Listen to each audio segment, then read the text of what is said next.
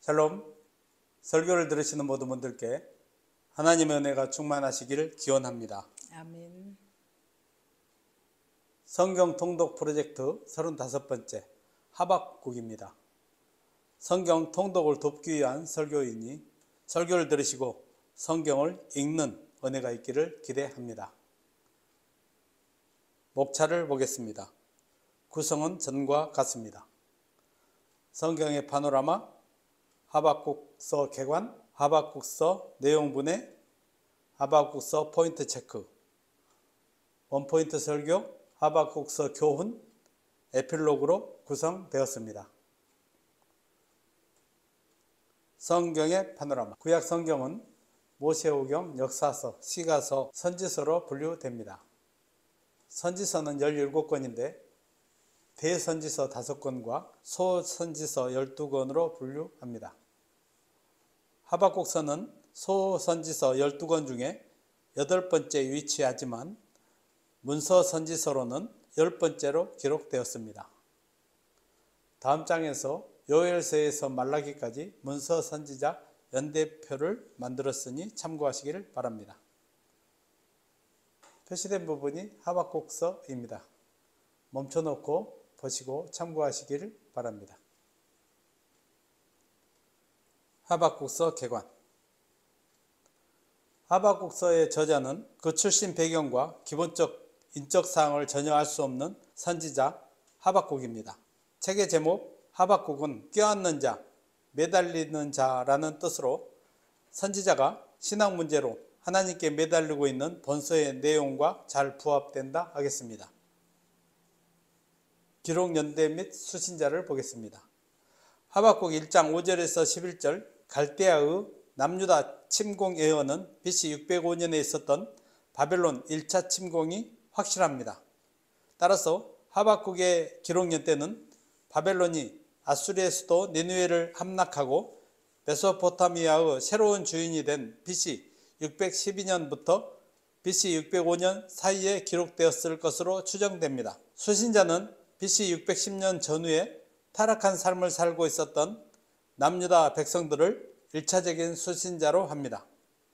궁극적 수신자는 하박국과 같이 자신이 처한 상황에서 하나님의 난이한 섭리로 인해 신앙적 의문과 갈등에 사로잡혀 있는 모든 세대의 성도들입니다. 시대적 배경을 자세히 살펴볼 필요가 있습니다. 하박국 선지자가 활동한 BC 612년에서 605년경 고대 근동 지역은 신흥 제국 바벨론의 급부상으로 일대 격변을 겪고 있었습니다.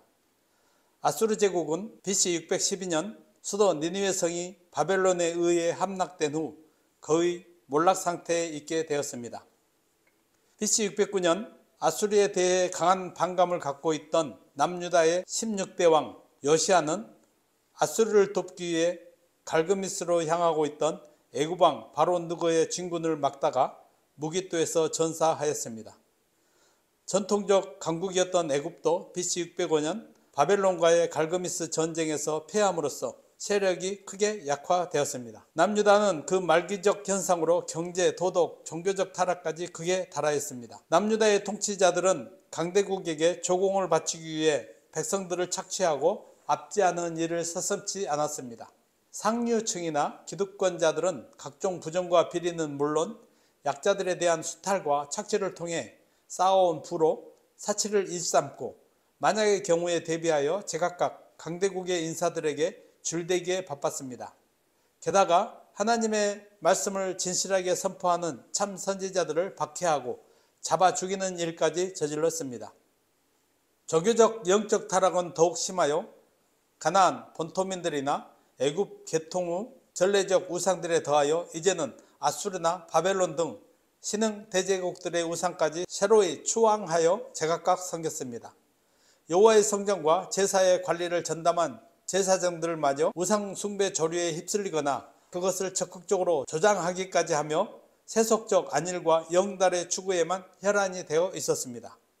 하나님의 백성으로 사는 것을 망각하고 있는 유다는 선민으로서의 정체성은 오래전에 상실되었고 더 이상 선민 국가가 아니었습니다. 하박국 선지자와 하나님 간의 2차에 걸친 질의와 응답, 그리고 선지자의 찬양을 통하여 당장은 이해하기 힘든 하나님의 깊고도 복합적인 선민 심판과 구원의 섭리에 대한 바른 이해를 제시하고 하나님의 뜻을 깨달은 후의 찬양과 신앙 고백의 기록입니다. 하박국서 내용 분해. 하박국서는 전체 3장으로 이해할 수 없는 하나님의 섭리를 주제로 한 하박국 선지자와 하나님 간의 2차례에 걸친 질의응답을 기록한 전반부와 여호와의 답변을 들은 하박국 선지자의 찬양과 간구를 수록한 후반부 두 부분으로 구성되었습니다. 전반부 1, 2장을 살펴보겠습니다.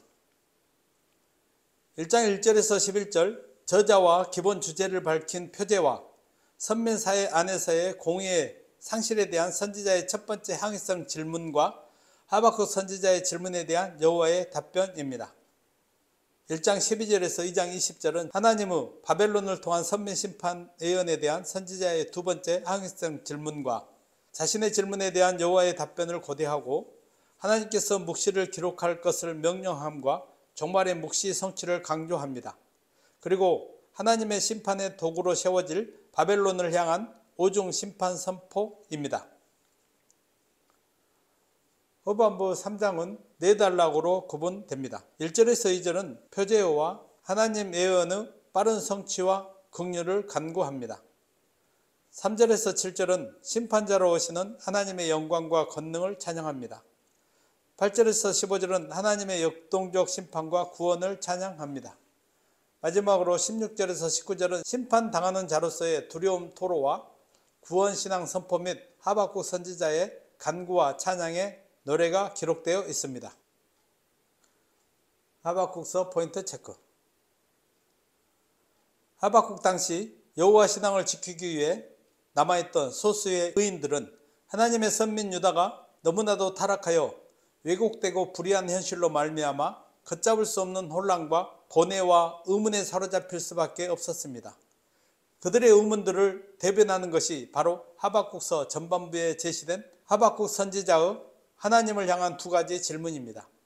그의 첫 번째 질문은 어찌하여 하나님께서는 이토록 엄청난 선민의 타락을 방치하시는가 라는 것과 그에 대하여 하나님의 응답을 받고 곧이어 두 번째 질문으로 아무리 선민이 타락하였어도 이방인 그것도 극악하고 포악하기 이를 데 없는 바벨론으로 하여금 선민을 멸망시키는 것이 과연 합당한가 라는 질문들이 본서의 주요 핵심 포인트입니다.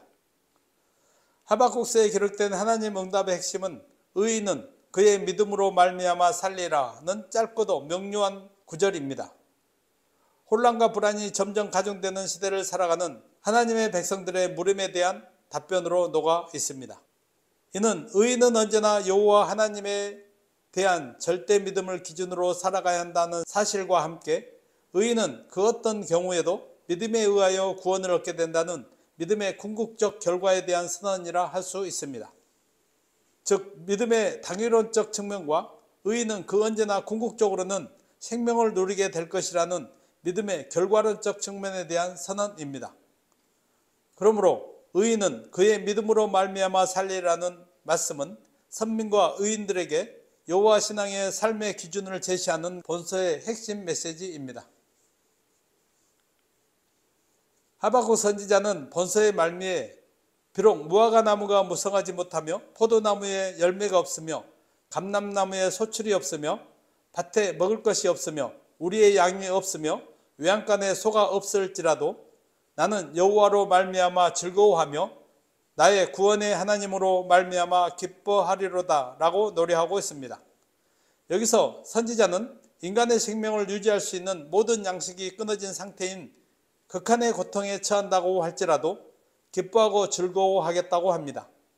당시의 현실과 처지를 생각하면 제정신이 아닌 것처럼 보이지만 이것이 바로 참된 신앙을 가진 사람의 모습입니다. 하박국이 보여준 참된 신앙인은 극한의 고통 가운데 처하게 된다고 할지라도 하나님으로 인하여 즐거워하며 기뻐하는 사람입니다. 하박국 선지자가 이렇게 기뻐하는 근거는 하나님으로부터 바벨론을 통한 심판 후에 회복에 대한 약속을 받았고 신실하신 하나님의 약속을 믿기 때문입니다. 그러한 믿음으로 선지자는 하나님께 뭐뭐가 없을지라도 하나님으로 인하여 즐거워하며 기뻐하겠노라고 노래한 것입니다. 원포인트 설교 제목 의인은 믿음으로 말미암아 살리라. 본문은 하박국 2장 1절에서 4절입니다. 같이 한번 읽어보겠습니다. 내가 내 파수하는 곳에 서며 성루에 서리라. 그가 내게 무엇이라 말씀하실는지 기다리고 바라보며 나의 질문에 대하여 어떻게 대답하실는지 보리라 하였더니 여호와께서 내게 대답하여 이르시되 너는 이 묵시를 기록하여 판에 명백히 새기되 달려가면서도 읽을 수 있게 하라.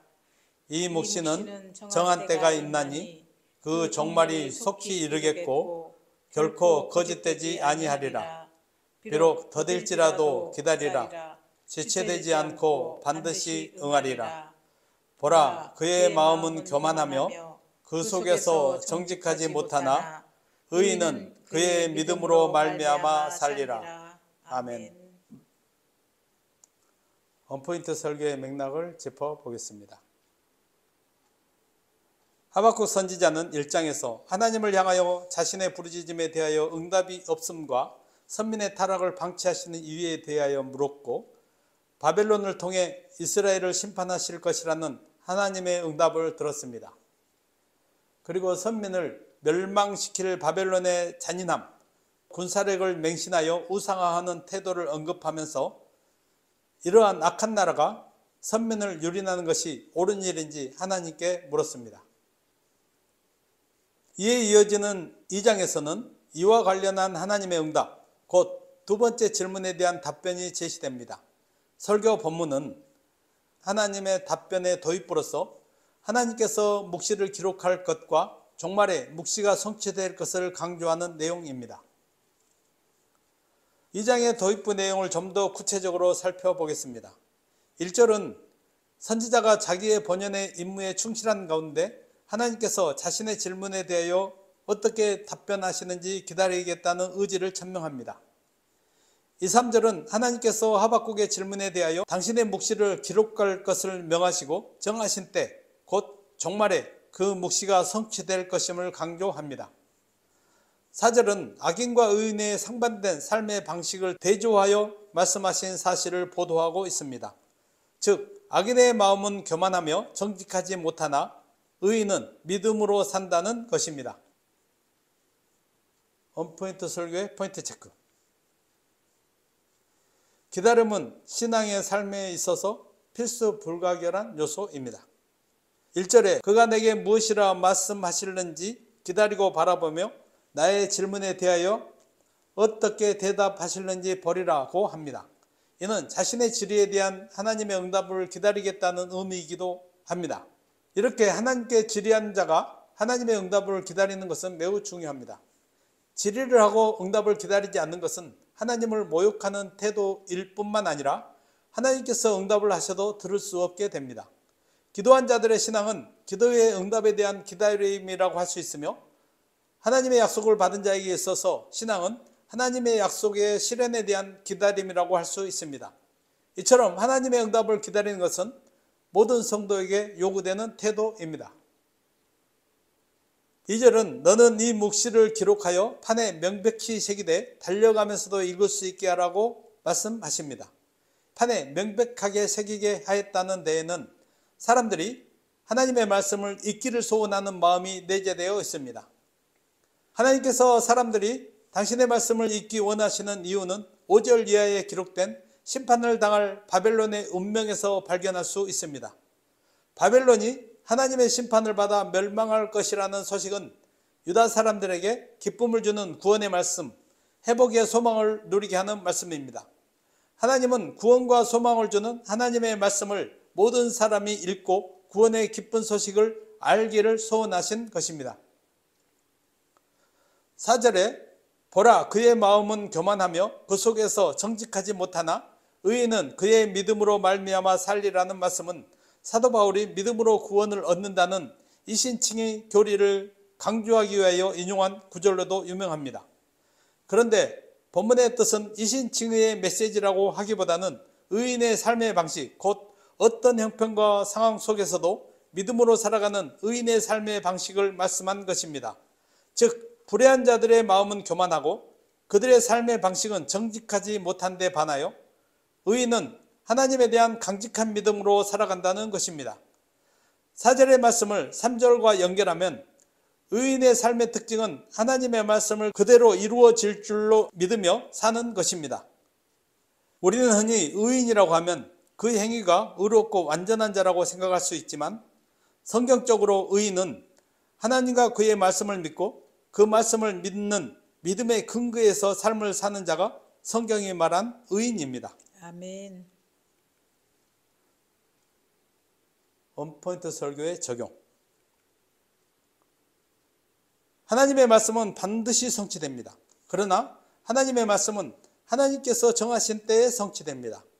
그러므로 하나님의 성취를 보기 위해서는 하나님께서 정하신 때까지 하나님의 말씀을 믿고 기다리는 인내가 요구됩니다. 성도란 믿음으로 사는 자를 말하며 믿음으로 산다는 것은 곧 하나님의 말씀을 믿고 그 말씀이 이루어질 때까지 인내하며 기다리는 것을 말합니다. 그러므로 성도는 하나님의 약속의 실현이 비록 지체된다고 할지라도 끝까지 하나님의 약속의 실현을 믿고 기다려야 합니다. 히브리서 11장에 나오는 믿음의 사람들은 다 하나님의 약속을 믿고 그것이 이루어질 때까지 인내하며 기다리는 사람들이었습니다. 그렇게 인내하고 기다리는 사람들만이 진정한 믿음의 승리자의 자리에 나아갈 수 있습니다. 성도의 신앙은 하나님의 약속을 믿고 사명을 위해 수고하고 인내하면서 성취의 때를 기다리는 것입니다. 아멘. 하나님께서는 모든 사람이 당신의 말씀을 읽기 원하십니다. 아멘. 하나님께서는 모든 사람이 진리에 이르기를 원하며 모든 사람이 구원에 이르기를 원하십니다. 아멘. 그래서 하나님께서는 우리에게 말씀을 주셨는데 이 하나님의 말씀은 진리입니다. 아멘. 하나님께서 말씀을 모든 사람이 읽기 원하는 것은 그것이 피조물된 자의 마땅한 도리이기 때문이기도 하지만 아주 특별한 이유가 있습니다. 그것은 하나님께서 당신의 말씀 안에 구원의 길을 계시하셨기 때문입니다. 사람들은 하나님의 말씀 안에서만 참된 구원의 길을 발견할 수 있습니다. 하나님의 말씀을 읽을 때 사람들은 비로소 구원의 진리를 발견하게 되고 구원받은 인생의 길을 갈 수 있게 됩니다. 아멘. 바울 사도도 디모데에게 보내는 편지에서 성경은 능히 너로 하여금 그리스도 예수 안에 있는 믿음으로 말미암아 구원에 이른 지혜가 있게 하느니라고 하였습니다. 성도는 하나님의 말씀을 읽을 때 하나님의 뜻을 바로 헤아릴 수 있으며 진리의 빛, 구원의 자리에서 의를 행하며 살 수 있습니다. 그러므로 성도는 하나님의 소원인 하나님의 말씀을 읽는 삶을 살아야 하고 하나님의 말씀에 순종함으로 참된 구원과 영생의 삶을 살아야 합니다. 아멘. 성경이 소개하는 대표적인 의인인 아브라함이 하나님께 의롭다함을 받은 것은 그의 행위가 의로워서가 아니라 그가 하나님을 믿었기 때문이며 하나님을 믿는 믿음의 근거에서 순종의 삶을 살았기 때문입니다. 이렇듯 성경에 말하는 의인은 사람이 인정하는 자가 아니라 하나님께서 인정하시는 자입니다. 참으로 하나님께서는 당신을 믿는 믿음으로 삶의 기반을 삼고 믿음의 근거에 사는 자를 의인으로 여겨주십니다. 의인은 하나님의 말씀을 순종하는 데 목숨을 담보로 해야 할 만큼 위험과 고난이 따르더라도 극심한 고생과 희생이 있어도 기꺼이 감수하며 하나님의 말씀에 순종하는 삶을 사는 자입니다. 아멘. 그러므로 하나님을 믿고 말씀을 믿는 믿음으로 구원받은 성도들은 하나님을 인격적으로 깊이 신뢰하며 하나님을 기쁘시게 하는 삶을 사시기를 바랍니다. 아멘. 하박국서 교훈. 하박국 선지자는 당시 남은 자들을 대변하는 심정으로 두 가지 질문을 하나님을 향하여 던지고 그에 대한 하나님의 답변을 기록하였습니다. 또 선민과 세상 모두를 불문하고 그 악을 정하신 때에 분명히 심판하시겠다는 하나님의 절대 공의와 아울러 하나님을 사모하여 하나님께 끝까지 의지하는 참 의인에 대한 절대 구원을 확정 제시하고 있습니다. 그리고 타락한 선민의 징계를 경유한 남은 자 중심의 선민 구원에 대한 여호와의 섭리와 의지에 대한 찬양과 간구를 선도하고 있습니다. 하박국 선지자의 지류와 하나님의 응답은 혼란과 절망의 위기에 직면한 여호와 신앙을 사수하고 있는 자기 시대 소수의 남은 자들에게 확신과 위로를 주었습니다. 이는 미래 하나님의 사람들에게도 하나님의 절대 공의와 절대 구원을 사모하여 그 어떤 시대적 상황에도 신앙이 흔들리지 않도록 권고하는 시대를 뛰어넘는 의의 증언과 교훈을 제시하고 있는 것입니다. 아멘.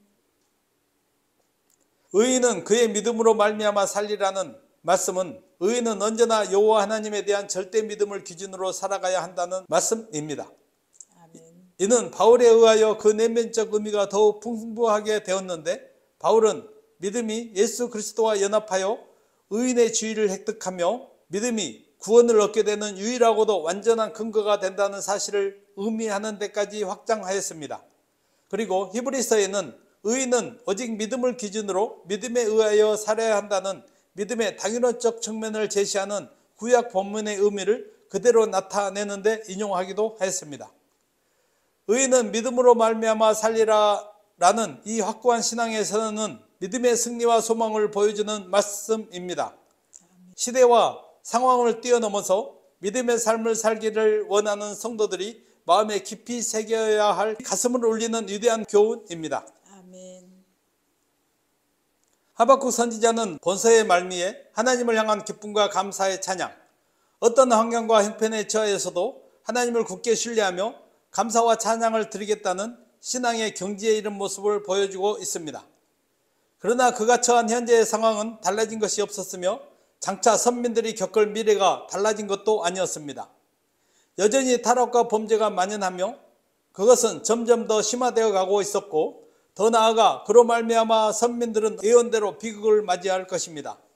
그럼에도 선지자가 뭐뭐가 없을지라도의 위대한 신앙 고백을 올릴 수 있었던 것은 하나님의 응답을 통해 현실 넘어 의롭고 선하신 행사를 이루어 가시는 하나님을 보는 영적 안목을 갖추었기 때문입니다.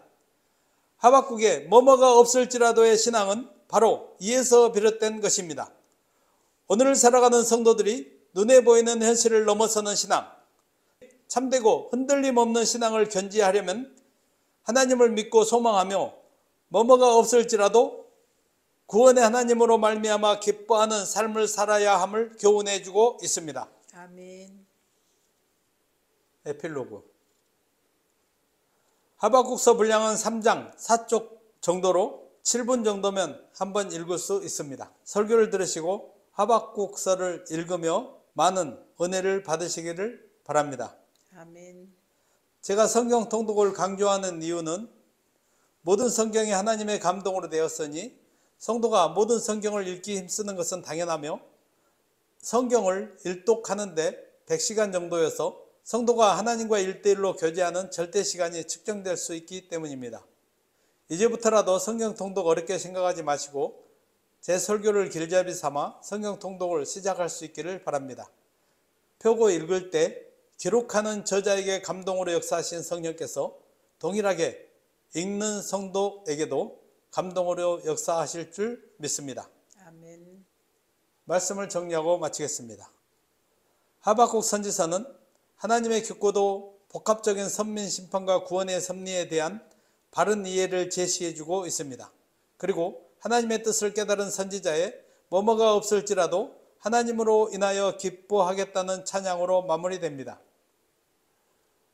원포인트 설교에서 우리의 가슴을 울리는 핵심 진리인 의인은 그의 믿음으로 말미암아 살리라는 말씀은 타락한 세상 가운데서 믿음을 갖고 살아가는 성도들에게 믿음의 승리와 궁극적인 소망을 주는 진리입니다. 사람은 하나님의 말씀 안에서만 참된 구원의 길을 발견할 수 있습니다. 설교를 들으시는 모든 분들이 하나님의 말씀을 읽으면서 진리를 발견하고 구원받는 성도의 길, 의인의 길을 걸으며 살아갈 수 있기를 기원합니다. 아멘. 설교를 들으시고 성경을 읽으시는 모든 분들이 하나님의 은혜와 지혜와 말씀의 능력으로 충만하시기를 주의 이름으로 축원합니다. 아멘. 아멘.